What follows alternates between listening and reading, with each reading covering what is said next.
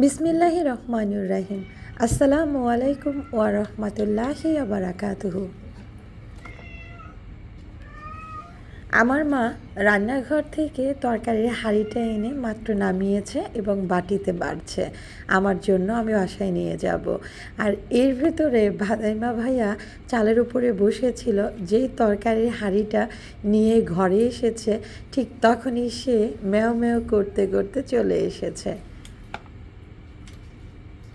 আসো আসো, তুমি আসো, আসো ভাইয়া, এবার সরো।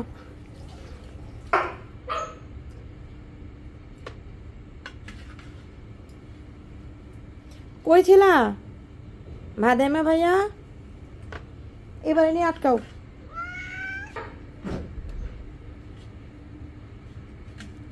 ম্যাব্রিক ভাবা চিল্লায় না, ও তাহলে খাবে কোথায়? ও খাইতে আসছে, কুটি কুটি করে খাচ্ছে। আজকে আমার মা দুপুরবেলা বড় মাছ রান্না করেছে।